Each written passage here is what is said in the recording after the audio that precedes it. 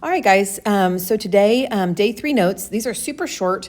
We've already covered every single three-dimensional shape. So we did prisms, cylinders, pyramids, cones. So the only one we haven't touched on yet is spheres, right? And spheres are actually the easiest because they have no bases, right? So you don't have to worry about finding the area of the base or anything like that. So our first thing on our notes is just defining what a sphere is.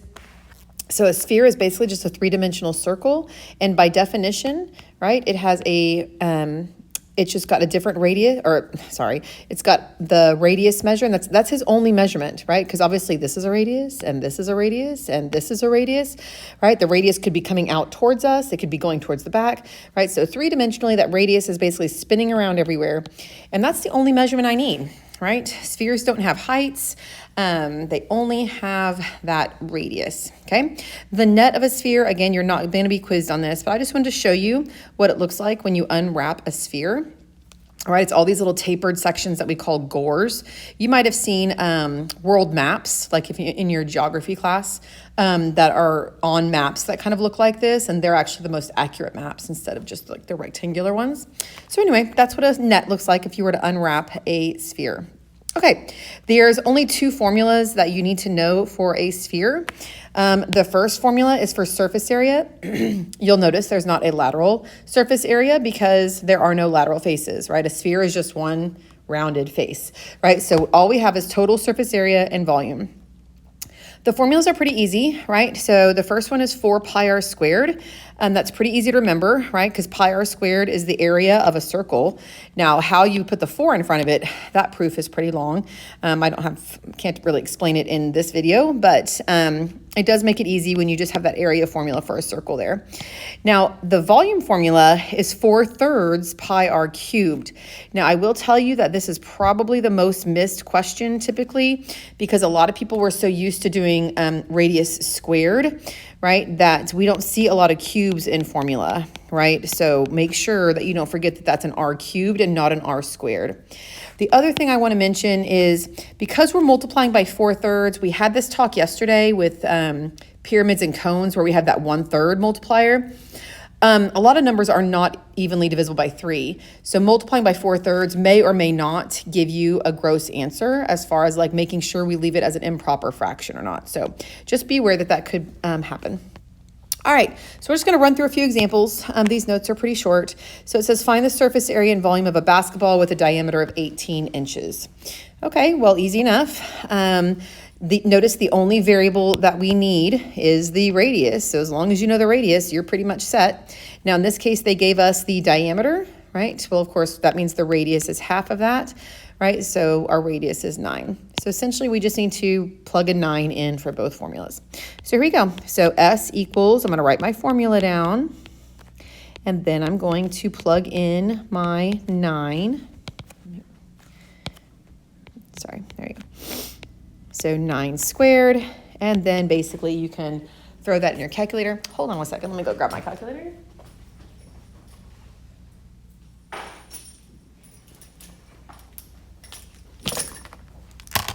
Okay, I'm back. So we're gonna do 4 times 9 squared.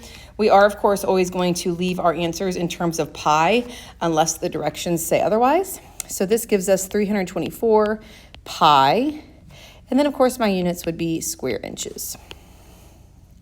All right, so again, I want to see those 3 steps on every problem, just like we've been talking about. Formula, plug in the numbers, simplify. All right, and then, of course, volume is basically just as easy. So 4/3 pi r cubed. So 4/3 pi 9 cubed. Again, I'm just going to let my calculator do all that math for me, right? So I'm going to type in 4/3, and then I'm going to type in 9 cubed.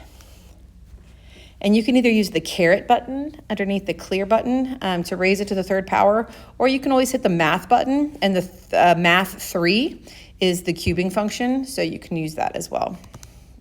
All right, but if I take 4/3 of 9 cubed, that is a friendly number. It's 972 pi, and of course that's volume, so that would be cubic inches. So if we were talking about like how much air would it take to fill up the basketball, right? So this would be our answer. All right, and that's pretty much it, right? So We're not going to do a whole lot of examples just like that, so we're going to mostly talk about working in reverse. So these two questions are kind of using our formulas backwards. So here we go. It says the surface area of the sphere is 110.25 pi. Find the diameter and volume. Okay, well, obviously, if you're given the surface area, then you need to be using the surface area formula. So I'm going to write that down. And then I'm going to plug in what they gave me. So they told me that the surface area was 110.25 pi. And then, of course, the radius is the only variable, so that's what we're solving for. So we're going to divide both sides. We've got to get that r squared isolated. So we're going to divide both sides by 4 pi. All right, clearly the pi's cancel. So 110.25 divided by 4, change my colors here, gives me 27.5625. And then, of course, to finish off solving for the radius, we are going to square root the 27.5625, which gives us a nice, pretty 5.25. So 5.25 is our radius. Well, now that we know that, we're going to go back up to our problem and answer the question. So the first question says, find the diameter. Okay, well, I'm going to answer that one first. So if the radius is 5.25, then our diameter is going to be double that, so 10.5. And it looks like feet is our unit of measure there. So there's the answer to the first question. Uh-oh, sorry about that. All right, and then the second question was find the volume of the sphere. Okay, well, that's pretty easily done because I just found the radius, so I'm going to use my 4/3 pi r cubed. And I'm simply going to type that in with my 5.25 radius. All right, so let's see. I'm just going to type that in my calculator, just everything but the pi. So 4/3, 5.25 cubed. All right. And it is a finite decimal, so if you want to leave it as, it's 192.9375. pi, and then that would be cubic feet. If you want to write your answer as the improper fraction, you totally can, right? If I just hit math, enter, that would give me 3,087/16. So I'd much prefer keeping it as this finite decimal, but either way is fine. All right, that's pretty much it. Okay, next problem. Given a sphere with a volume of 36 pi, find the surface area. All right, well, obviously, if I'm given the volume, then they want me to use the volume formula. So I'm going to write that down. And then I'm just going to plug in what I know. And then, of course, we are going to solve for r. So same thing we did a second ago, right? We need to isolate the r cubed. So I'm going to divide by 4/3 pi. If you want to multiply by 3 first and then divide by 4, that's the same exact thing. So if you're not comfortable using your fraction mode or whatever, then you can totally do this in 2 separate steps, right? There's nothing wrong with that. So 36 divided by 4/3 is 27. Oops, sorry, I'm going to use purple. 27 equals r cubed. And then, of course, to solve for r, we need to cube root the 27, right? We talked about this the other day, right? If you don't know what the cubed root of 27 is, your calculator will do your cube roots. You're just going to go under the math button, and number 4 is your cubed root function, right? And so if you go take the cubed root of 27, you get 3. All right, now, of course, we're not done with the problem because the whole point of the problem was to find the surface area. Well, I can't find the surface area without the radius, so that's why we use the volume formula to find the radius. So now we can do the surface area formula, 4 pi r squared, and we can plug that 3 in for the radius that we just found, and that's going to give us 36 pi. And that's going to be square inches. Notice we got 36 pi for the volume and the surface area, right? But of course, they don't mean the same thing because one's cubic and one's squared inches, right? So two totally different measurements. All right, and there you go. So using your formulas in reverse to solve for the missing radius, okay? All right, number 4, this is our last question, and I told you they were short notes. All right, it says find the area of a circle formed when a plane passes 7 centimeters from the center of a sphere with a radius of 8.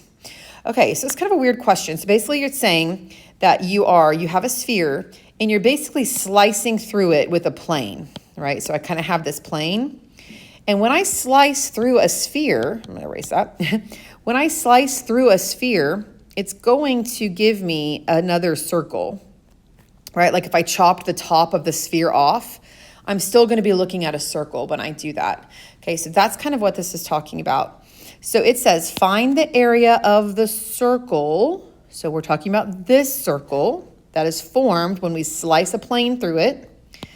All right, so what do we know about it again? It says it passes 7 centimeters from the center. Okay, well, here's the center of my sphere, and here's the center of that circle. So it passes 7 centimeters. So this is 7. Please remember, distance has to be perpendicular, right? So we're creating this, perpendicular measurement right here. So it's a distance of 7 from the center, and it passes 7 centimeters from the center of a sphere with radius 8. Okay, so the radius of our actual sphere that we started with is 8. Sorry, I'm going to erase that because it's out of whack with my measurement here. Okay, I'm going to go this way.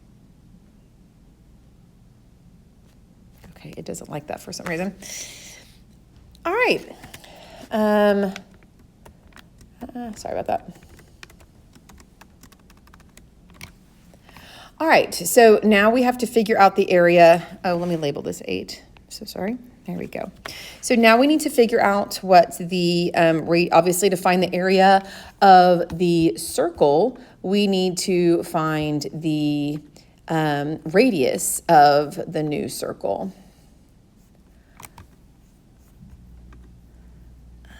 Hold on, sorry, 1 second.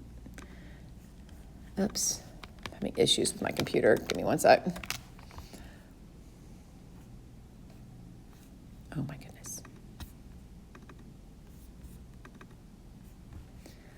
There we go. I'm so sorry. Give me 1 sec.